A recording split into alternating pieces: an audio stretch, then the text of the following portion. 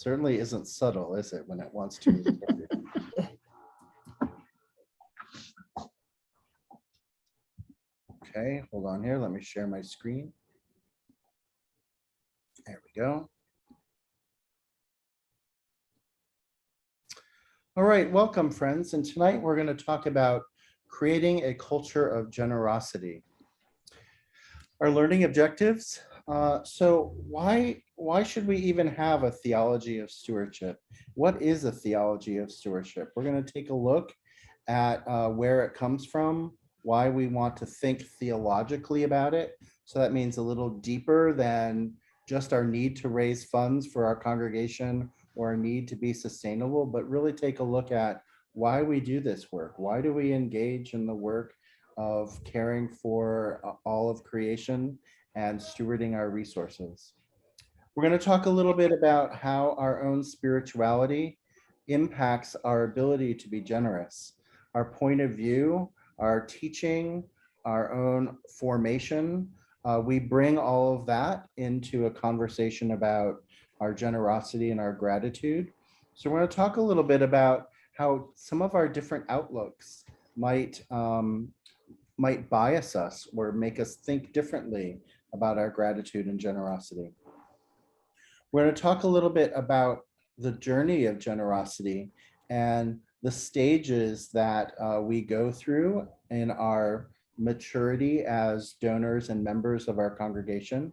So we'll talk a little bit about what that looks like and how we can help people meet them where they're at. I loved Jason's prayer at the beginning, talking about wherever we are, God is with us. And that's true of people who are on their journey of generosity. If they're not making a gift, if they're making huge gifts or anything in between, they are somewhere on our journey, and we want to nourish them and give them what they need so that they feel supported.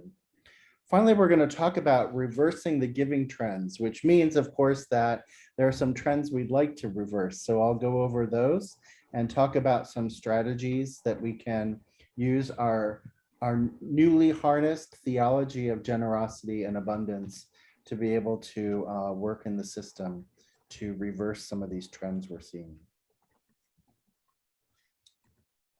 So why do we have a theology of stewardship? It's hard to talk about money. It's hard to talk about money in our society. It's harder even still to talk about money in our church because it's one of those topics that we are raised from the youngest of ages not to talk about, that we don't enter into these conversations. It causes us awkwardness and we don't want to embarrass people or make people feel uncomfortable. Yet giving and generosity are absolutely at the core of Christian life. It's not just our money that we give, it's all of the things that we bring into the world that we are required by Jesus to share with a world that needs it. So it's our time and our talent and our treasure. My other favorite 3-word hook, our wealth, our wisdom, and our works. So the way we share all of the things that we're given to do the work that we need to do is a cornerstone of our Christian philosophy. And it's really hard sometimes to articulate that or talk about it without feeling like we're preaching or without feeling like we're manipulating or, you know, some of that bad theology of stewardship that we'll talk a little bit about in a minute.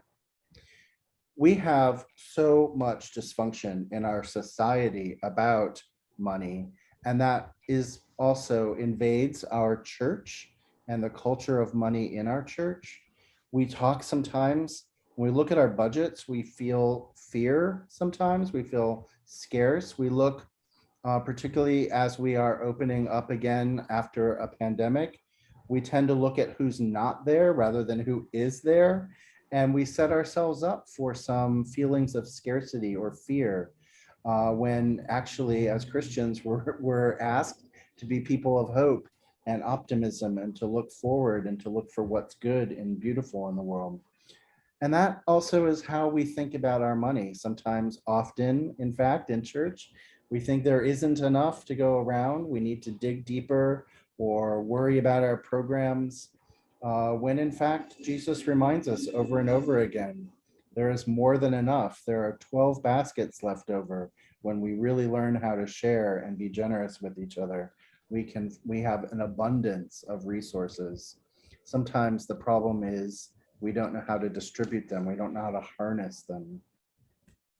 Also, giving and our theology of stewardship gives us a spiritual foundation where we can use positive language to talk about our journey with money rather than some of the things that our economic classes or our marketing classes might have talked about.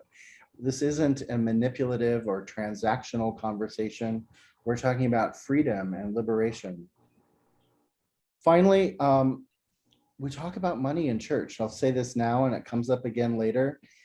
We talk about money in church because Jesus talked about money a lot. In fact, 16 of the 40 parables are about money, possessions, stuff, or our attachments to those things that are either used as the metaphor or the actual subject material in those parables. That's 40% of Jesus' teaching is spent about money. That's a big deal.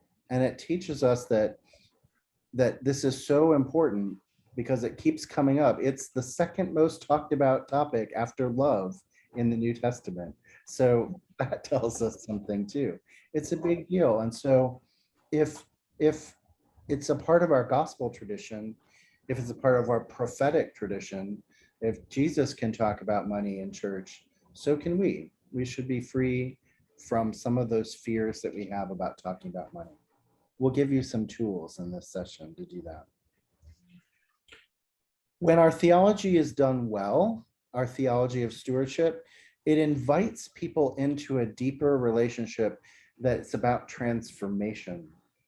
It's because our gifts, in fact, are metaphors for how we transform the things that we bring, our money, our ideas, our volunteer hours, and we share them with the world. They're blessed and broken and shared, just like we do the Eucharist. And then we send them out into the world to do great things. They're transformative. So our gifts are about transformation. When we do a good theology of stewardship, it invites people into that agency of transformation. It's also fun. And it's not just fundraisers like me, development guys and stewardship pros who love to talk about a campaign and feel like it's a good time, but it's a time when we can all align. And maybe we do some special events. Maybe there's a lunch or a tradition in your congregation of celebrating your stewardship, either your in-gathering or your kickoff or both. It's also a time of storytelling. I so appreciate congregations that do testimonials and minutes for mission in their during their stewardship campaigns, where they can tell those stories of how the church has changed their life. When our theology of stewardship is done badly or poorly, God talk can feel manipulative. It can turn people off. If we're always talking about you've received so much, so you have to give till it hurts, sacrificial giving, all those words that we use, I think they really bring us to a bad place. They don't help us unlock generosity. They may, in fact, unlock wealth, but they might not do it in the right way. I had a long conversation with a good high school friend of mine who's a pastor in an evangelical church. And his church raises bazillions of dollars a year. And then, we look at an Episcopal church that's of comparable size, and we're so much more modest than his church is. And we were entering into a conversation about this, and his approach is very much a fear-based one. Bad things are happening in the world. We're doing things to, here's our position, and there isn't enough. And I love him dearly, but his theology is so messed up about money, and it's so common. We can get there really quickly if we listen to the messages that come from Madison Avenue, or the messages that come from our marketing backgrounds, or from our friends and neighbors who aren't Christian. We can forget, in fact, that fear is a real problem when we start to talk about our theology. So let's find ways past that, through that. We don't want people to feel trapped in scarcity models. We preach abundance, and we preach access to abundance. When that language begins to slip in, and it does in the fall when we're talking about stewardship, we start to talk about our tight budgets and, what are we going to do, and that hand wringing starts. We begin to feel out of sync with the gospel message of our mission, which is to go out there and do the work.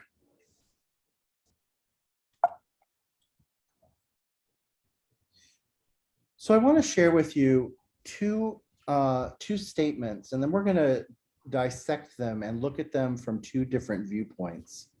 So these are quotes that I have taken over the years from stewardship letters that I've seen go out in churches. And they are perfectly fine approaches. If you received a letter that had these sentences in them, you would feel like it was well crafted, you understood what it meant, and you could imagine it in your own church, perhaps. This top one: for Christians who follow in the way of Jesus, we recognize that God is the origin of all life, the giver of everything that we have and are, the source of our freedom and giftedness. And so the healthy person responds by thanking God through prayer, by serving God and God's people, and by sharing our financial resources with those in need. The rector could have written that letter and you'd buy it. It feels perfectly fine. Or this other statement: good stewardship begins with the recognition that God is the true owner of all things, and that we are mere temporary caretakers or stewards of all that we've been given, and that we should be moved out of a sense of gratitude to God and give back a portion of those in need. Some good theology there. There's some good language there, motivational. It's not transactional. Feels very positive. So if you read these, you could feel like this was a perfectly appropriate approach to your stewardship. If you have that fear-based or that mindset that there's duty and obligation tied to your giving, you might read these same sentences, and here are the words or phrases that might jump out at you. So if you're coming at it from a place of deficit, of fear, of there's not enough to go around, then these perfectly well-crafted stewardship statements might trigger these feelings of, am I a healthy person? Healthy people do this. Am I judging with my language? Am I setting up some are in, some are out kind of behavior? That focus on serving and sharing feels good to some of us, but it feels like a mandate, or feels manipulative to people who feel like they don't have enough or have heard that message of not having enough. So also language, like in the bottom, we should be moved. That is a very clear statement. This has happened and this is how you should feel, is what the writer of this is trying to tell you. You might feel manipulated by that. Maybe I shouldn't feel that. I don't know if I feel that. So all of this is to say that how we feel already about money and stewardship matters. And that doesn't mean that we shouldn't write sentences like this, but it means that we should be aware that in our congregation, there's a spectrum of belief and behavior about money. And maybe empathize, maybe put ourselves into that place of, how do people receive our message about fundraising? Because we have to send a message about it, but how is it received? We're going to talk later about some ways that we can through formation, make certain that everybody has access to the good theology that we want them to feel. But it's good to note that some people don't already have that. Jason, you've got your hand up. Yeah, just an observation that in a region like San Diego that has more than one military base across our 4 counties that we serve, that there are those in many of those congregations, if they have some type of military background, they want to know that duty and obligation is a core good feeling for someone like that. But you can also sometimes have someone else in the room that duty and obligation is not at all received. So I appreciated your observation that there's a spectrum of how people receive this kind of language. And there are people in some of our congregations that come to mind that would experience this and think like, yes, thank you for making clear what I should be doing.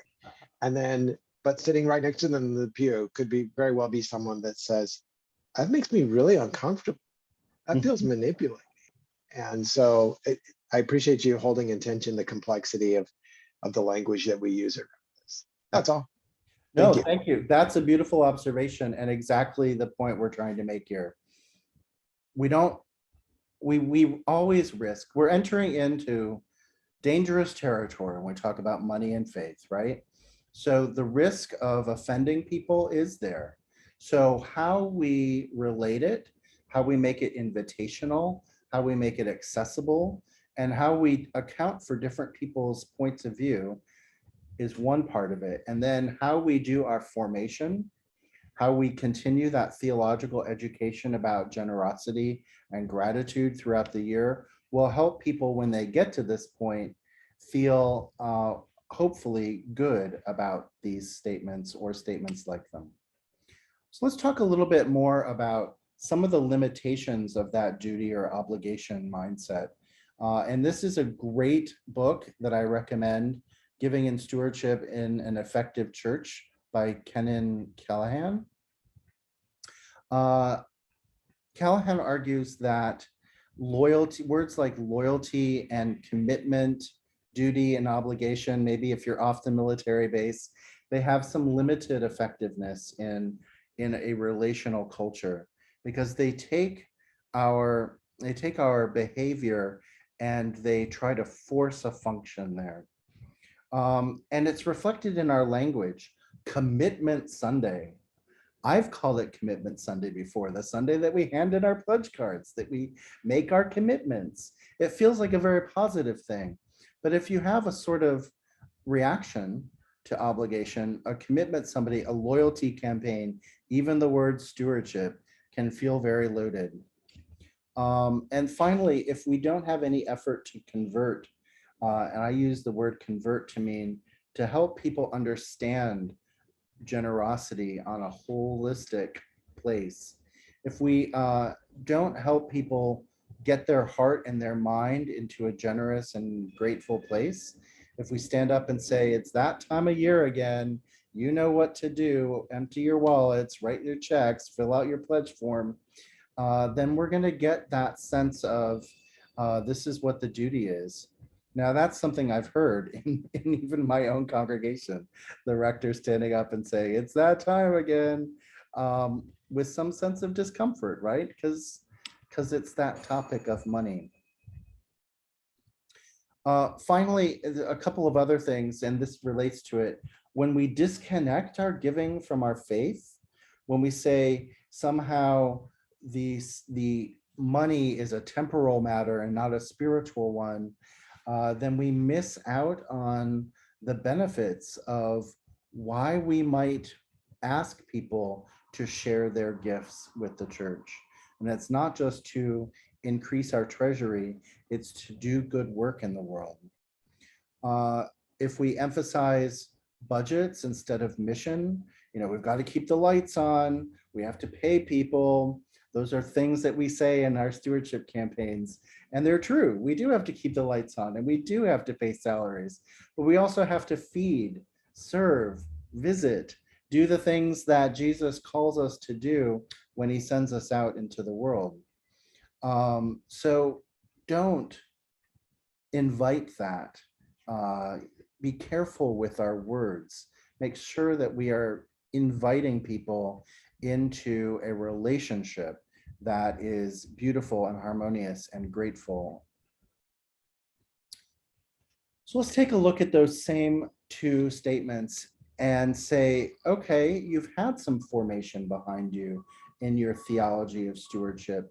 And what words then might jump out the page at you and make you feel connected to the campaign and feel like it's not something that we have to grind our teeth and get through for 4 or 6 weeks every fall.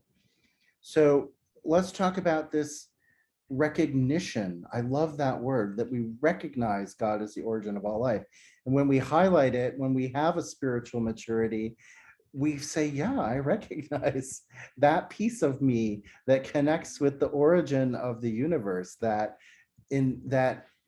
holds the heat of that creative spark from God, that wants to share with the world, that everything I have comes from that beautiful moment.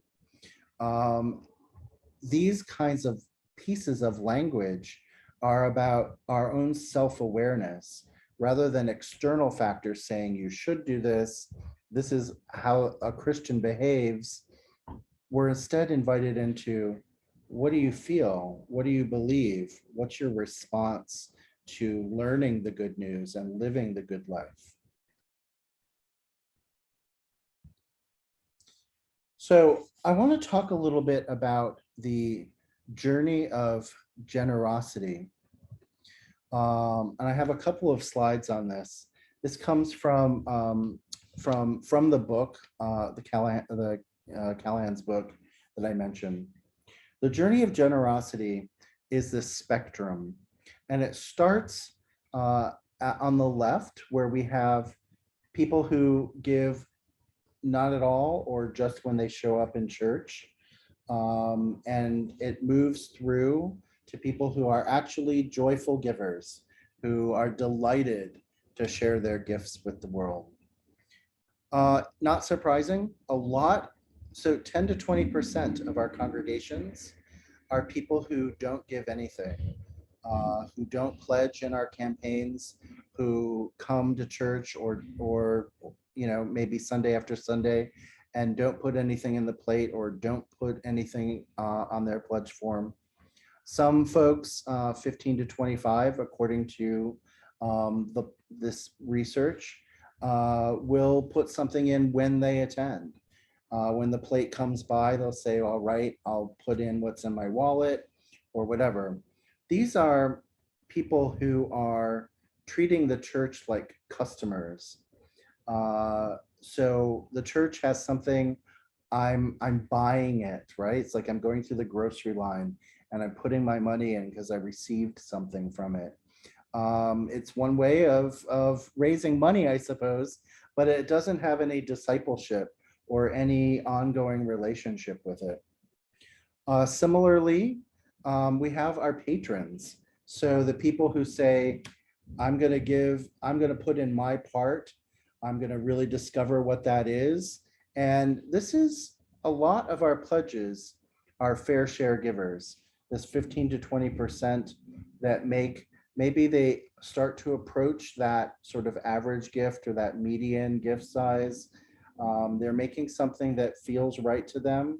It's not yet exploring what it really means to be a proportional giver, but they're giving something, they're doing it regularly. They're putting it in, they're claiming a stake, or staking a claim, I should say, in the church and what goes on there. So they're paying their dues, they're becoming a member. They see that as important. These are folks who are controlled by the external factors. So usually that obligation coming down, or that need to be seen as a member. So coming from some other place is what is motivating them to give. And then we have this beautiful green box of conversion, where they have that aha moment where they realize that they are gracious and generous people because they are loved by a gracious and generous God, and they are part of a gracious and generous church that loves them and promotes their community. And then they start to get it and they become what we call partners or family. Those folks start to look at their income and give a percentage of it rather than a dollar amount. That's a big shift there. I can say I'm going to give $1,000 and that might be nothing to me or it might be a huge amount, but it's a fixed amount versus saying I'm going to give 2% or 5% of my income. That's saying this means so much to me that I'm going to actually devote something. It starts to make our gift into that thing of first fruits, like where we take that beautiful thing and we dedicate it to God and we do that beautiful work. That's what proportional or percentage giving unlocks in us. So these last two groups, the partners and the family, they make up the smallest number of our donors, but as you see, of course, they give the most to our congregations. That they're those outliers, those people at the extreme end of your pledge campaigns that make those extraordinary gifts and live lives that you might not expect them to be able to make those extraordinary gifts. They just do it because year after year they found the way.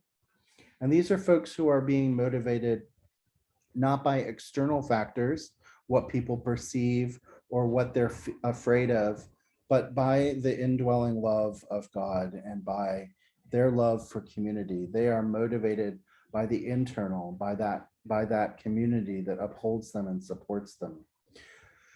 Again, this is a journey. Wherever you are on this place is fine.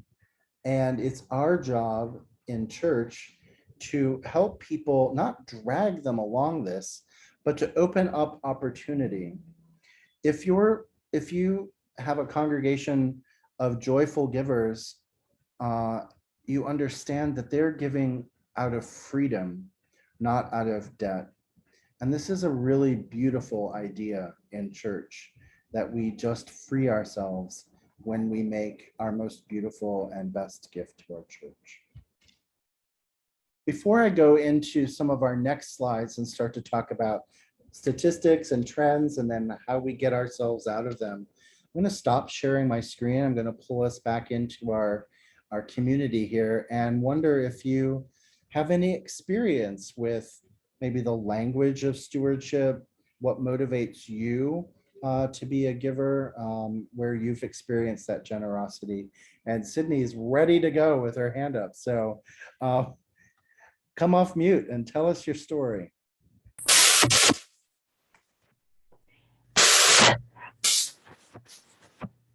We can't hear you, Sydney. Your mouth is moving, but Sydney, we don't hear you.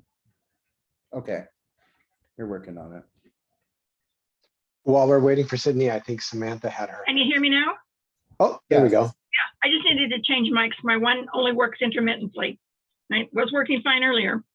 I go to Trinity Escondido, and we're starting a new capital campaign. The letters are going out this week, which is funny because those of us involved in it have a little bet going on as to how fast we're going to complete this campaign. Because the last time we thought about doing a campaign was for our audio visual so we could live stream. And before we even got the notice out, the funds were there.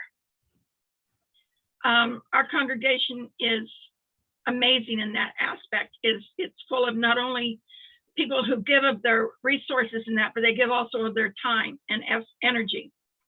And those who can't give financially are the ones that are there, you know, pulling weeds and cleaning out cupboards and doing all of that. So I find it kind of funny how some churches have to struggle for that, because at Trinity, it doesn't seem to be a problem. And it always blows me away how fast Trinity just does things. I mean, we say, maybe, and all of a sudden we have the funds.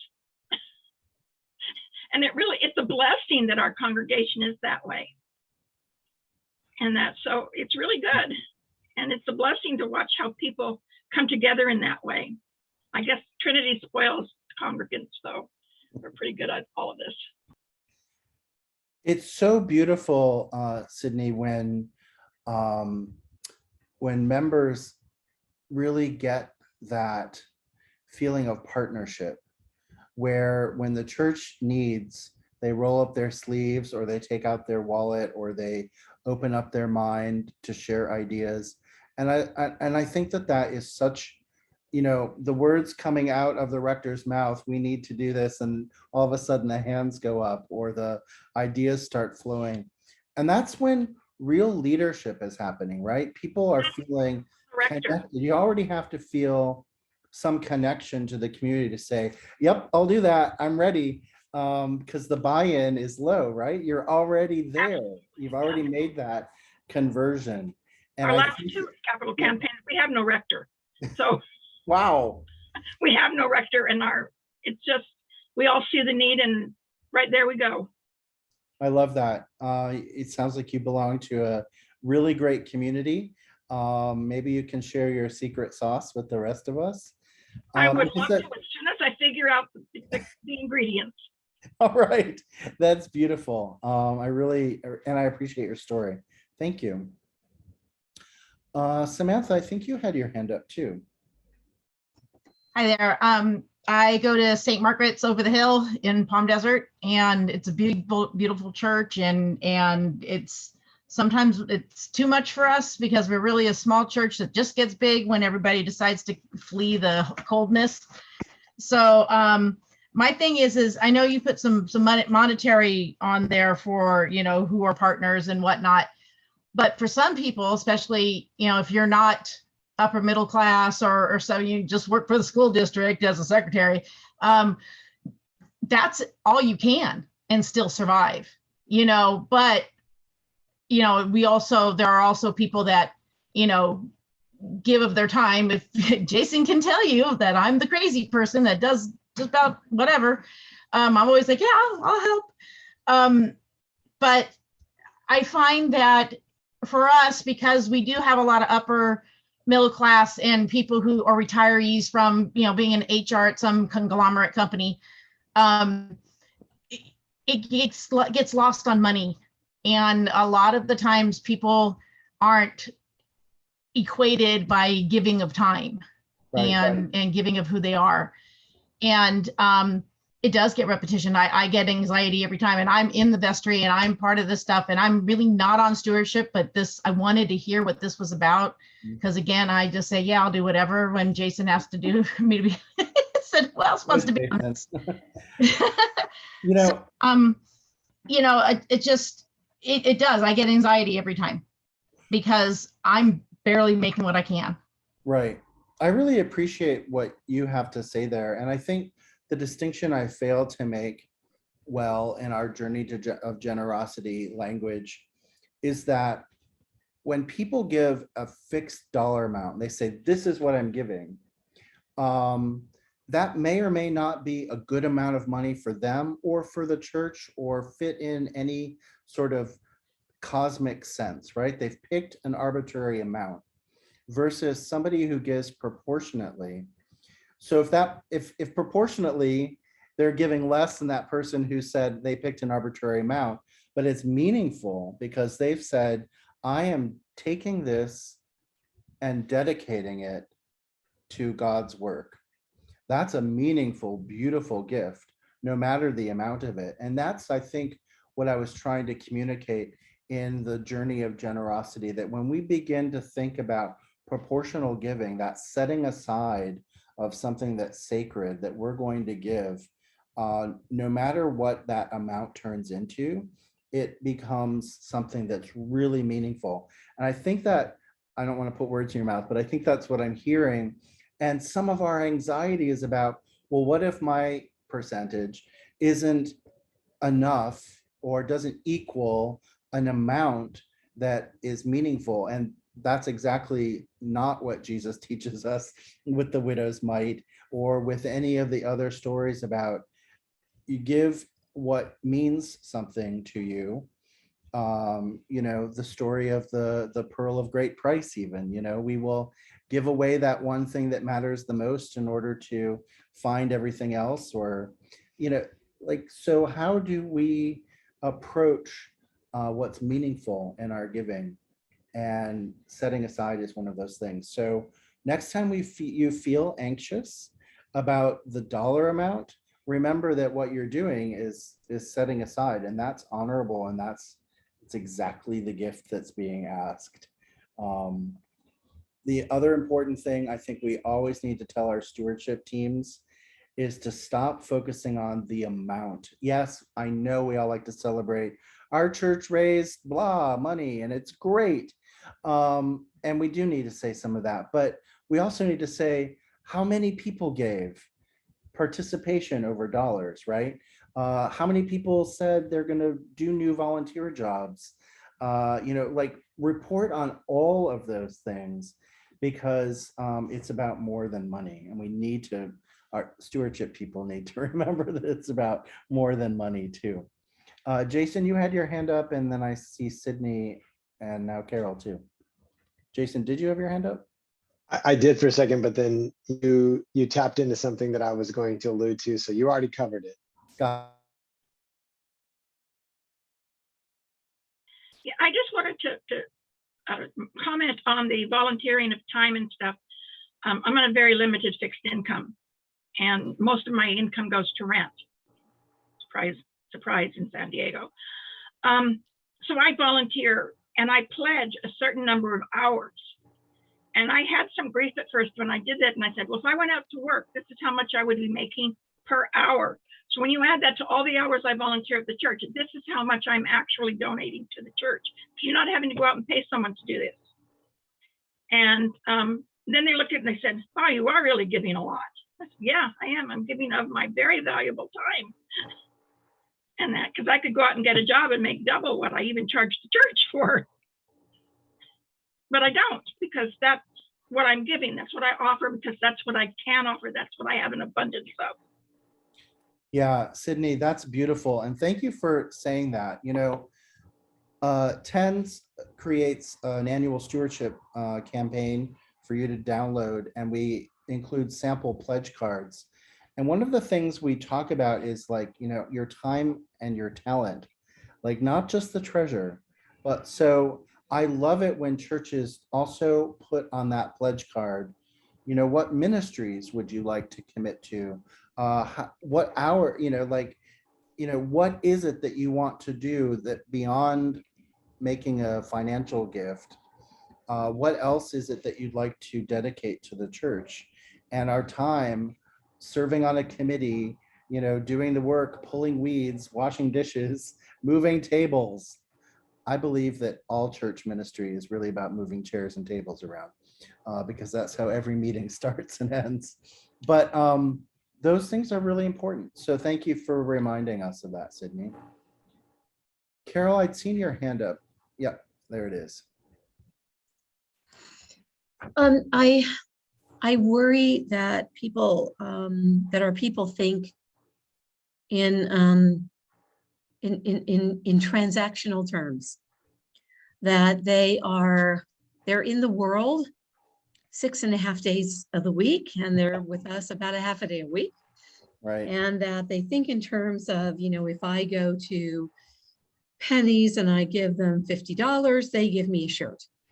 And so they think transactionally so much, and that it's so hard for them to make the transition to giving in terms of spiritual things. I noticed just the other night when I was looking at our financials that one of the most flush ministries that we have here is the Flower Guild, because people are giving, like, I gave X and I got a poinsettia for my money. Gave X and I got lilies for my money. That there's a tangible piece to give them. And I would appreciate anybody's insight or pointers into helping people make the transition from 6.5 days of my week in transactional world and a more of a spiritual payoff. Yeah.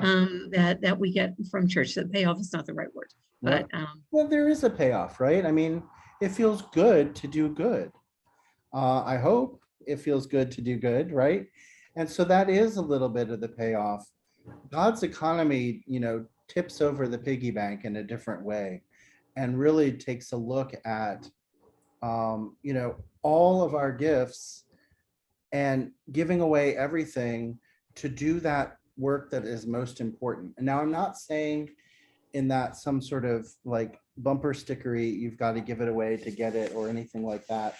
But what I mean is that to go to your JC Penney's, I pay $50, I get a shirt. What if we were able to say, I paid $50 and I can see the impact that my gift has in the community? Like, we fed more people out of our food program. We were able to tutor more kids in our after school program. We were able to support our pastoral care team, calling up people and walking with them in their journey, or whatever it is that the ministries of your church support. That is if you have to be a transactional person and think about it that way, that's what you get back. What you get back is seeing that work, is knowing that you from last week's gospel, you built the new heaven and the new earth, that you really did something to grow God's kingdom. And I think that our job as leaders in the church and leaders about money in the church is to be able to help people, as you say, make that break from their transactional world in which they receive something tangible and start to feel the blessing of receiving something intangible, that grace, that gratitude, that generosity that we feel. And those aren't just hallmarky type words that we say, oh, that feels really nice, but it means something to be able to give back to the world. And so in our formation, we need to help people understand that transaction isn't the goal, that relationship is. We're going to talk a little bit later about making sure that our members know that every dollar goes to mission, and mission has impact.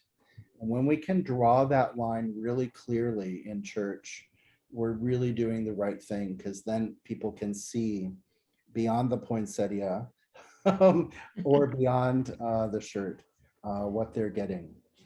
Yeah, Jason, that was a great question, Carol. Thank you for that. Yeah, it was. Yeah, I appreciate the question, Carol. I think also there's the way I've been thinking about it lately is that part of it is the accountability on the end of the congregation leadership, or the vestry, or in my case, the diocesan office, that when it's not an exchange, it's not a fee for service. When we say, when you give this way, this is what we were able to do. But it is me being accountable to those people and saying, here's what we were able to accomplish with your support. And that's been helpful for me in framing it that way. And it's been interesting to see the responsiveness of folks. Yeah. That people, that feels like a level of transparency and honesty, even when we don't hit the metrics we had hoped, but to be able to say, like, with the gifts that we received, this is what we got done. People are grateful for that and give, I think, a little bit more freely. Thanks for saying that. Yeah, Samantha. Sorry, I just had to say, I really Don't be sorry. I love this. I really like that tie-in of, because I can tell you our last campaign, they had the members of the vestry and other key people call people to encourage them to increase. And we got letters of, here's what we think you should be giving us. And it was so uncomfortable. But I love this where, let's tie it to our mission. We just went through renewal works, and we're going on a retreat tomorrow, and I have to give the report. But we just went through renewal works and tying it to mission and tying it to the good news and all that stuff. Oh my God, that would be so much nicer than trying to do a business look at everything. Yeah. This is where we're different from a nonprofit, right? We're not just talking about our budget. When nonprofits appeal to us the right way, they tell us what they're doing with the money we give them, and our churches need to be doing that too. And so, to Jason's point, to your point, in our newsletters, in our weekly bulletins, and the announcements from the chancel steps. We should be telling the stories of us in the world. Like, what are you doing, and what were we able to do this week, this month, because of your gifts, because of your participation. And those stories are more than keeping the lights on and paying the salaries, right? They are about doing great things in our community. And it's not just, we don't all have to have marquee social programs that we hang our ministry off of. Sometimes just loving each other and staying cohesive as a community, that's also ministry. Jesus tells us that we have to care for ourselves as well and each other. So that's an important part of our ministry. Sometimes we don't explore how to talk about our in-reach because we're focused on these outreach things. In-reach also important. Worship, liturgy, feeling that being the body of Christ is really important to us. So we should be able to talk about that as a fruit of our giving as well. So thank you for all of that. Welcome back, Sydney. I love your contributions. Thank you. I was just saying that we keep talking about mission and that, and most people think mission is offshore, Right. out where. So you need to change their focus of what mission is. Mission is Sunday school. Mission is the education of the congregation. Mission is helping someone who can't get to church on their own anymore. Those are all missions. And some people don't get that that's what it is when you say your giving to help our missions. So that needs to be part of the learning experience. I know cradle Episcopalians probably already know this, but those of us who came to the church later, I mean, mission is a totally different meaning. Yeah. And that it means going somewhere else and sacrificing your whole life. And that, yes. So. And it is that, but it's also exactly what you say. It's, you know, what I love about our baptismal covenant is that it creates ministers out of all of us, right? Every one of us has a ministry, and that's mission, right? So whatever it is, all the things that we do, and some of those are the unseen things like raising a good family and keeping a job and working in the world and praying. Those are also ministries that we celebrate and support each other. And our gifts, when we're talking about taking care of ourselves, our gifts go to that work too. How do we prepare each other? You know, those 6.5 days of the week that we spend brutalized in the world, how do we nourish to get through that? We do it with our gifts at church and our community of love. So it's important to remember all of those things, and that mission is local, foreign, far away, and close. All of it. Beautiful.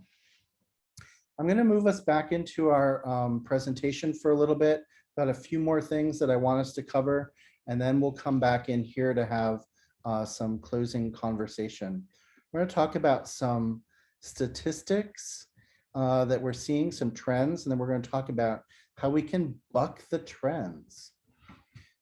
So on average, church members give 2.5% of their income to their church or religious affiliates. This is higher than giving rates for other charitable giving, so that's the good news. Between 3 and 5% of Christians tithe at least 10% or more. This is also really good news. But this is down. So even though there are some extraordinary people, and as a whole, Episcopalians are doing really good work, it is way down from what it used to be 30 years ago. So I'm not saying that we all have to look back and compare ourselves with the glorious old days, but it's interesting to see what the trend has done.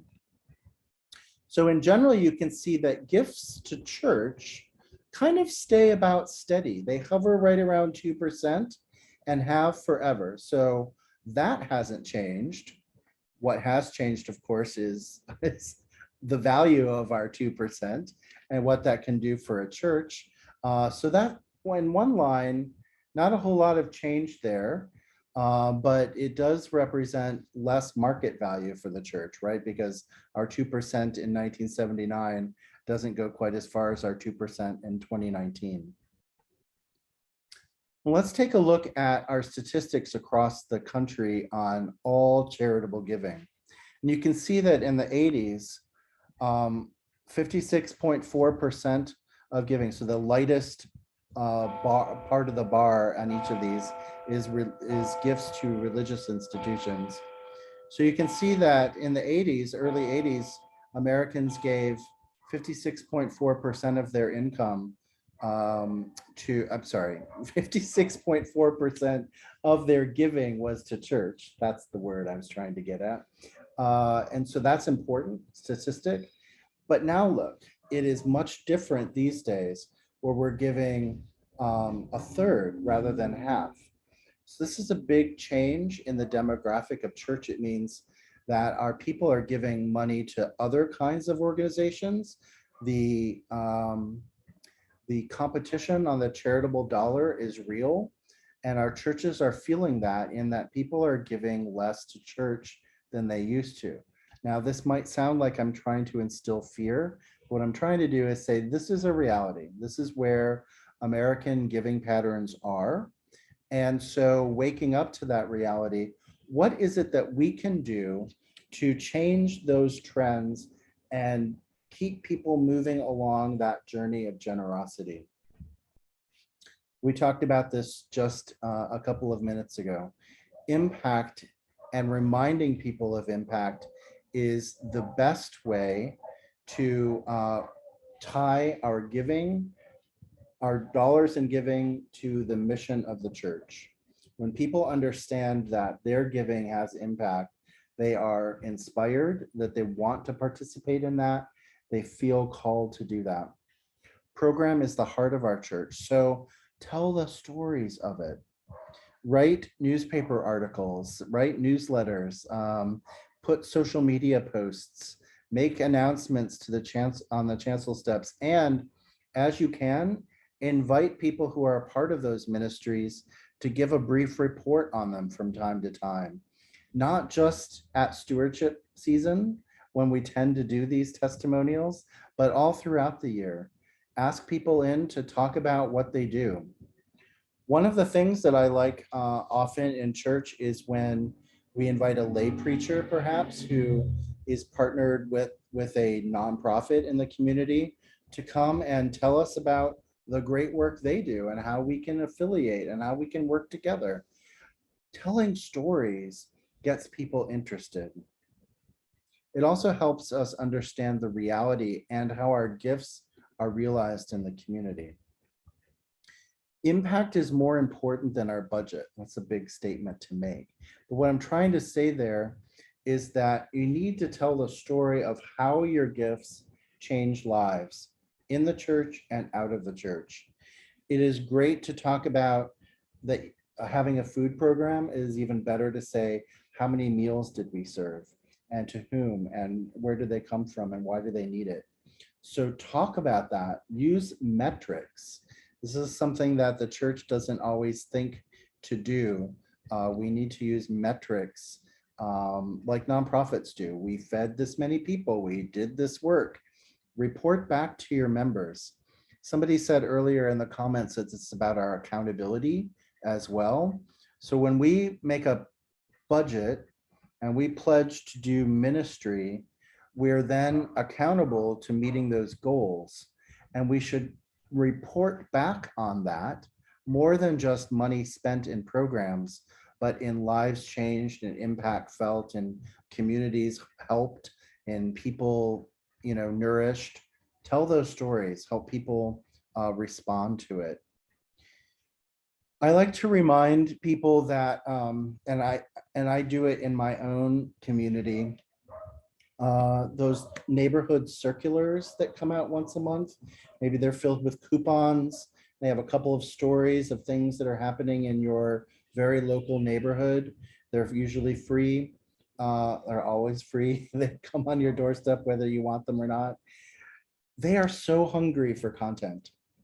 And if you write a story about something that's great about your church, a concert series you're doing, a program you're starting, some members of your church that went and did something really cool, and you include a picture, they'll publish it.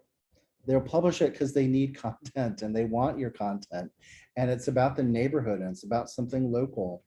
And that's free. It's free publicity, and it helps people understand that this church in this place is using their gifts to serve the world greater than themselves. They are moving beyond their four walls. People take note of that.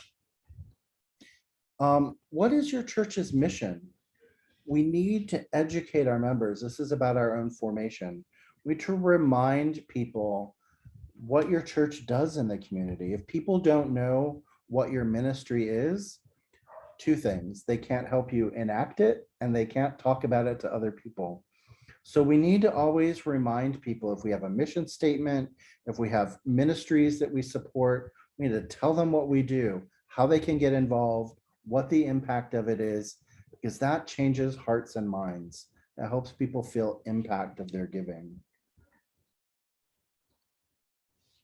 Teaching is also one of the ways that we combat those downward trends. Formation is discipleship. It's how we create disciples. And disciples aren't just followers. They're people who believe strongly, who are disciplined, where that word comes from. They are disciplined in the practice of creating that kingdom of God, of going out and doing that work, of following our prophet into the world to teach and serve and seek. We need to create those pathways for people to be formed in generosity. We need to normalize conversations about money. I said this earlier, Jesus talks about money a lot. We can too. It's okay to talk about money in church as long as it's money and meaning. If it's just money without the meaning, it's transactional. If it's money and meaning together, it's transformational. And that's what we're looking for in our church conversations about budgets. Preach, teach about money, and not just what you should be doing with it, but how to help people really make honest decisions about where their money is going. I'm not talking about self-help classes or financial advice. I think the church should stay out of financial planning. But I think that when we can help people understand that all the gifts they've been given, their wealth, their works, and their wisdom are things that they can use to transform society and create that new heaven and that new earth, then we help them understand how to give back. Here we go. Teaching, how can we change the trend? Let's look at some scripture. Let's look at our own teaching about action and change and love. John 3:16, so often quoted in our churches, but do we really know what it is that God so loved, that God loved so much that God gave? And if that is the story that's essential to one of the stories that's essential to our Christian faith and our belief, then we can understand that if God gives, so can we. We're a part of that action. We give Jesus to the world as we communicate that love of God to the world. And this is our gift. And it's the great commandment. It's about rolling up our sleeves. It's about connecting with the gospel message. It's about building a kingdom of God. Another way that we change that downward trend in church giving is that we recognize that gratitude is the center of it all, that we have received and we are a part of creation. We are invited into, through our covenant, through our own creation, we are created into that covenant with God to recreate, to continuously build, to reshape the world. And that is out of our gratitude for all that we have received. for being invited to the table over and over again. No matter where we are on our journey, we are always invited to the table. And that's grace, and that's our gratitude is a response to that grace. So we've talked about this already. Avoid that transactional language of giving back, of giving as much as you've received, because we could never possibly give as much as we've received. Instead, recognize what we have been given and use that as motivation to give. Help people understand where they are on their journey of generosity. I love when prayers of the people include the thanksgivings section, and I love it even more when congregations have something to say about that. You know, those dots in the prayer book where we're supposed to fill in our petitions. We're good at that. Pray for this person because they're sick.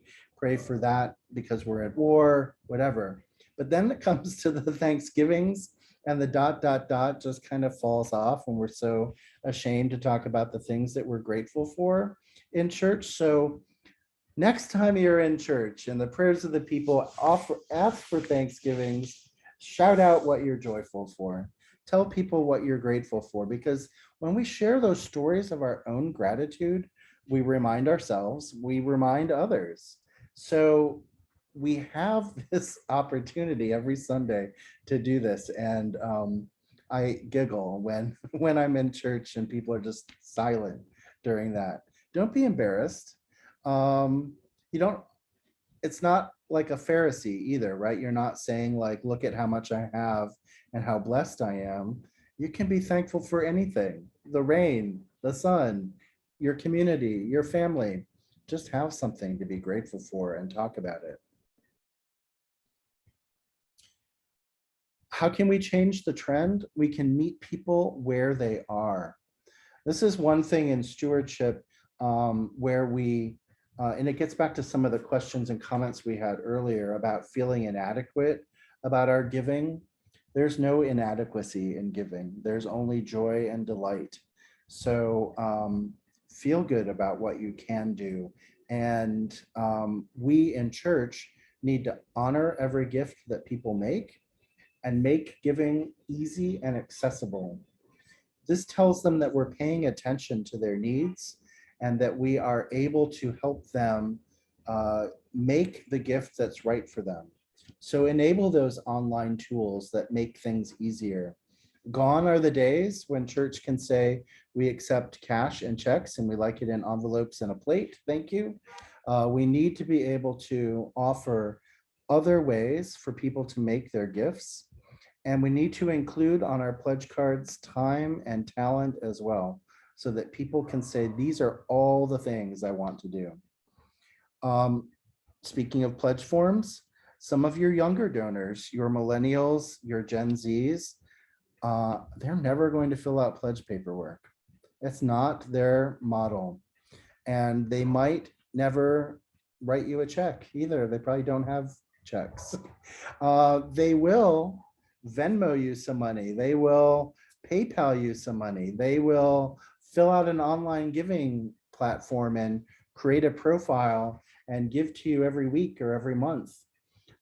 So if that's the way they want to integrate into your ministry, into supporting your ministry, make that available to them and don't chase them down with paperwork. It might just not be where that generation is going. That means, note to churches, we're gonna need to figure that out in coming generations as we fill out our own budgets and we anticipate future giving. We're gonna need to make some other plans on how we do that, because we might be seeing the end of pledge forms within a lifetime. Also, make certain that you are reaching donors who give through other methods. This is really important. People who are on fixed income or retirement income, they give through retirement accounts, make that possible for them. If they have that required minimum distribution or they have a qualified donation, make sure that they have a mechanism to do that. If they're giving through community grants or a donor advised fund, a lot of people do that. Make sure you have the right paperwork for them. Your treasurer or your diocesan finance office knows what to do. And also people give through securities, make that possible. Maybe not this week. We don't have a lot of appreciated stocks sitting around because the market has been all kinds of terrible, but on other times, you know, people are sitting on securities, and church is a great place to give those stocks because it avoids capital gains and it avoids all kinds of other tax related things. So accept securities. We have 2 great webinars that you can find on our website, and I will put them out in the information I send to you later today. One of them is on virtual giving. It reviews all the common platforms that congregations are using right now and some best practices. And another one is on how we motivate and expect gifts from all of the generations that are alive today and how we honor that. And it especially focuses on how we make disciples out of our Gen Z and our millennial members and help them establish good giving patterns with our churches. Those are webinars and slide decks you can download from our website. Finally, and I think most importantly, people who feel personally connected to church will become your best donors, your family members in your church. So provide those opportunities. Small groups, whether they're about social activities or Christian formation, are great ways to develop beautiful, intimate groups within your congregation that can do powerful work when they are turned back out into the congregation. So your EFM groups or your Stephen ministers, your Bible study group, your book study groups, any of your sort of like 20s and 30s or your senior group or whoever you have, those groups should be encouraged, nurtured to form, because in that small group process, they deepen their connections with each other and with the church. Focus on friend raising, not fundraising. So make the message about money one that's approachable, one that's invitational, one that's about recognizing all of our gifts. Invite people to work. I once had an argument with someone in leadership in my church because we had someone come to our potluck who had never been there before. I instantly put them to work slicing bread. And our deacon said, "What are you doing? They're a guest. They should just sit back, pour them a glass of wine, invite them to," and I said, "No, if they slice bread, they'll feel more connected to us and they'll want to come back and they'll feel like they've contributed to the meal. They didn't know what to bring." It was 2 different mindsets of how to be hospitable. I liked mine better, but so invite people to help. When you invite people in, they feel that connection. They feel that sense of belonging. Belonging is so important in church. Ask about them. What do they want? What do they believe? What do they have to offer? And finally, make sure that our messaging is not, and we said this earlier, is not about the amount, but also about the participation. I like to say, 100% of our vestry have already made their gifts to the campaign. We're looking for everyone to make some sort of a contribution this year of time, talent, or treasure. Will you please do that and just let us know how you want to participate? What's important is that everyone says yes in whatever way they can. And that is what we will take to the altar on our consecration Sunday. And we will gather, we will break, we will bless, we will share with the world. And that's what's really important. One last plug for TENS. We have annual stewardship materials campaign materials. They are free for all churches to download. It's a ready-to-go fall fundraising stewardship program. You can customize it, or you can print it off and it runs itself with a good guide on how to recruit participation. How it has letters, pledge cards. It has weekly reflections that tie the gospel message of that Sunday to a stewardship theme. So please download that.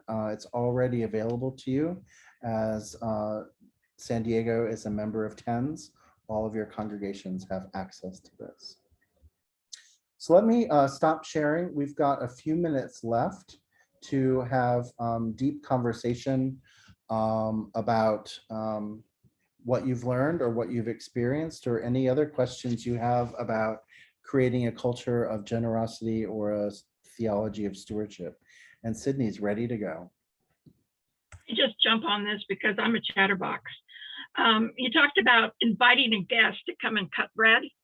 When we have new people coming to our church and stuff, and if I happen to be the person that's showing them around and bringing them to coffee hour and stuff, and one of the questions, how can I become more involved? And I say, well, come on into the kitchen, and this is where you're going to meet everybody. But we have a host every week for our coffee hour, and it's real simple. You make sure the coffee's out and the cookies are out, or the donuts are out, or a big huge party like we're going to have this Sunday because it's someone's birthday. But I mean, that's how you meet people. I mean, that's how our grandparents, when they had anything at their house, where did they go? The kitchen. They were all in the kitchen, meeting people, greeting people, doing their things in the kitchen. And that's where your home is. That's where the heart is. I mean, the hearth of the home used to be the fireplace where you cook. Well, now it's the oven where you cook. So Right. That's where you make friends. That's where you get to know people. Because when it's casual, it's inviting. And it's the way I bring people into my home. Let's go do something in the kitchen. Well, hey, I need your help. Come on, help me here. Even if it's just come keep me company. And that, I mean, I get a lot of people that come into the kitchen and they volunteer to do coffee hour, and then they're volunteering to do something else because now they feel like this is home. And that's what it's about, that invitation to make church feel like home. It's about that hospitality. And stewardship is also about hospitality. It's about welcome. Thank you. What are some other experiences of generosity, or any of these trends we've talked about, ways to break the trend, impact and connection?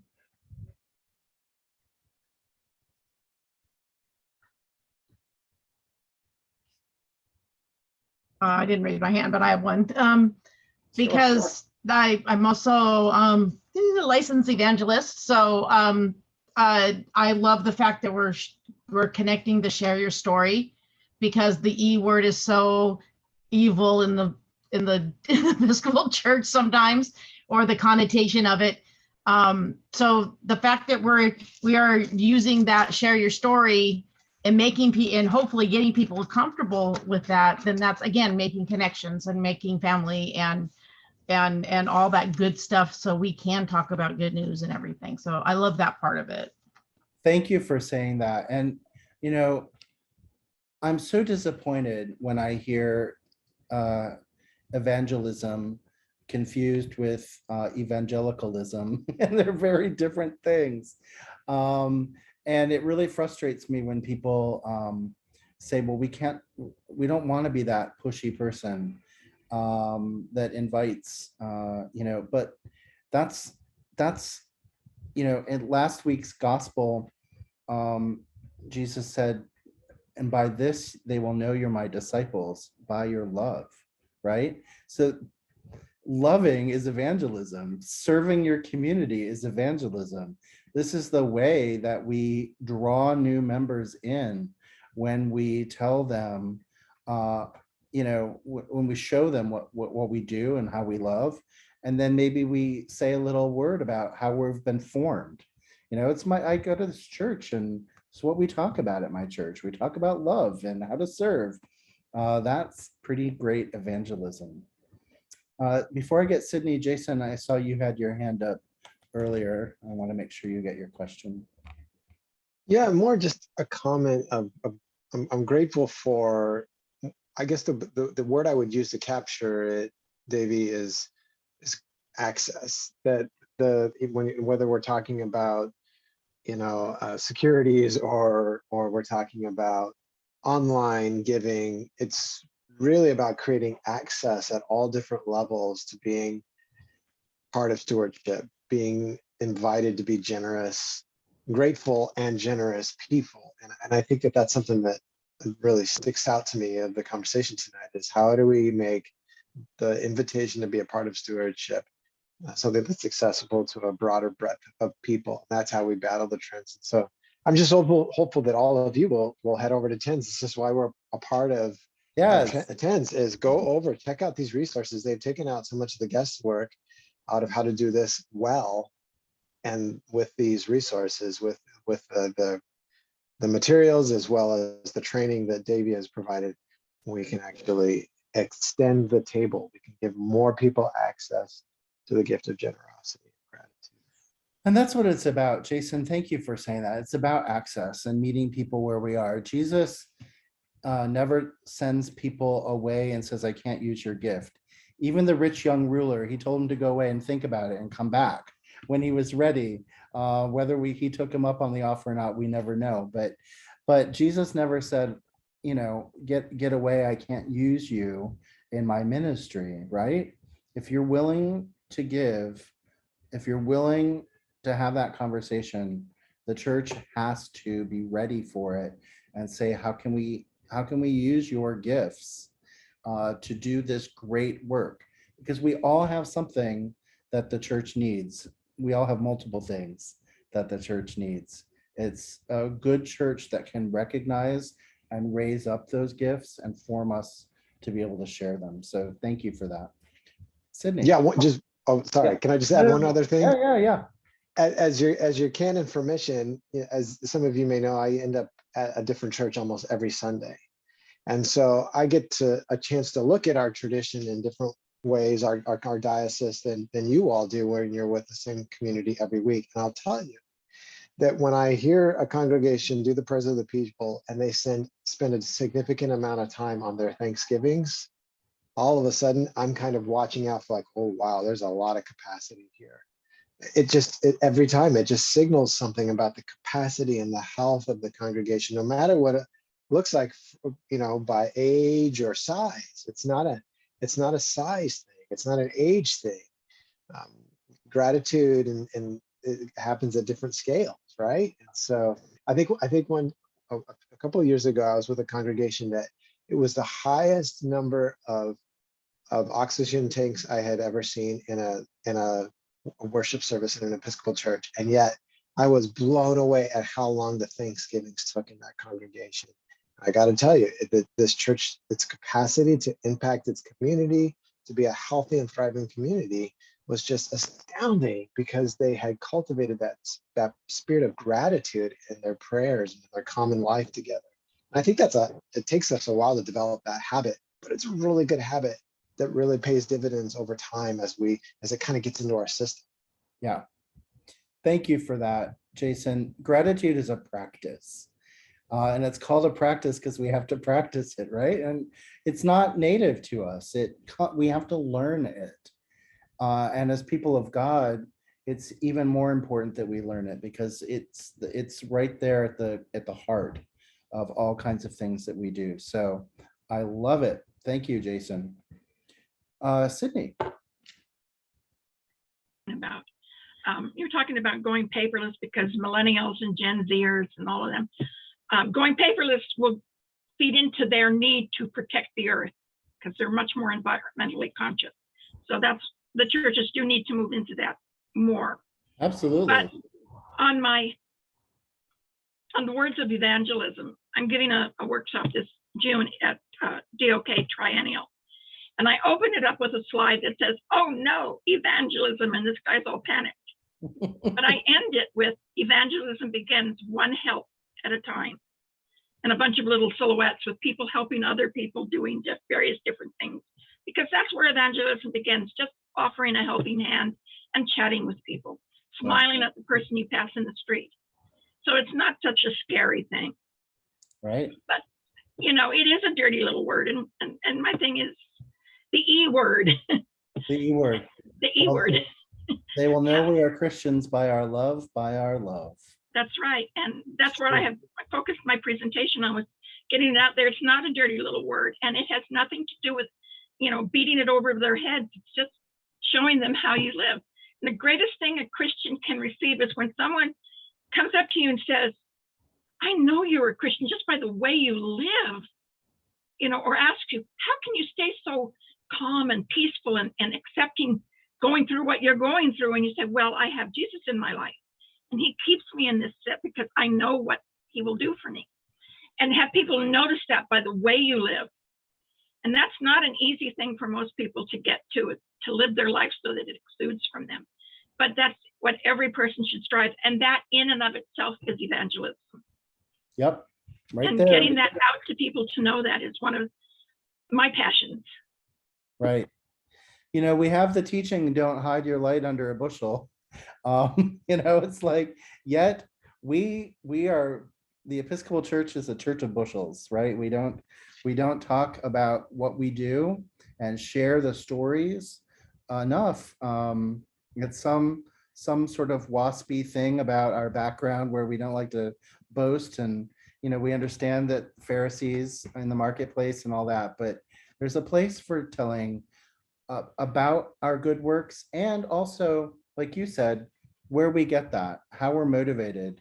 You know, it comes from Jesus. It comes from sharing the bread and the wine around the table together. It comes from the way we meet each other in the kitchen. It comes from all those experiences we have of being loved. And that's how we learn how to be loving to others. So just additionally, I was blessed to have a father who lived that way. And he rarely went to church because he just worked too many hours a week, literally.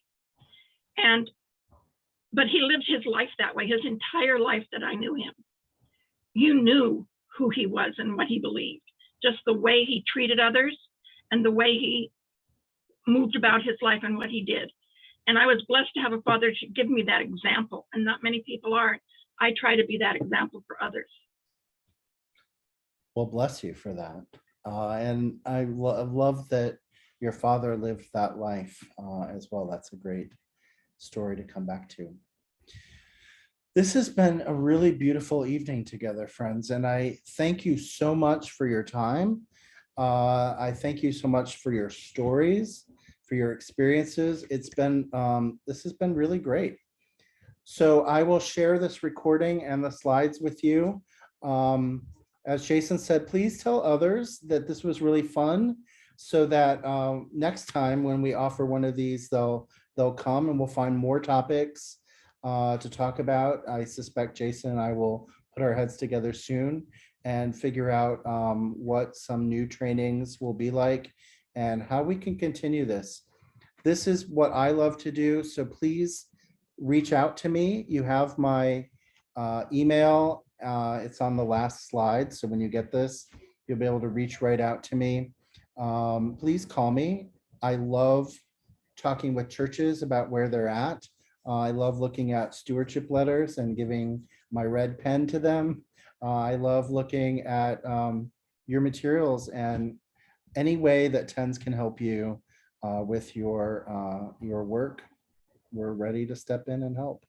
Thanks for this partnership. The Diocese of San Diego has been a member of TENS for many, many years, and we appreciate that, and we appreciate you. So thanks, y'all. Thank you, Davey. Can we also say thanks to Davey for offering this? And I have one ask for everybody. If you're on social media, if you would just take like 5 minutes and go over to your social media platform of choice, use the hashtag EDSD stewardship, and tell people about this workshop. Tell them that you enjoyed or something that you learned from this evening, and send them over to TENS. And we will be announcing in our diocesan newsletter in upcoming months when we have Davey back and other things that we'll be providing through TENS. So thank you everybody for being here. Again, thank you to Davey. And just take 5 minutes, go to social media Do and it. share what you loved about this. Share Right. a link to TENS if you have time. I'd really appreciate it, friends. So would we. And we'll send them back to you. All right. Thanks, friends. Thank you so much for all that you do. This is hard and beautiful work. So I appreciate you. Have a good night. Good night, everybody.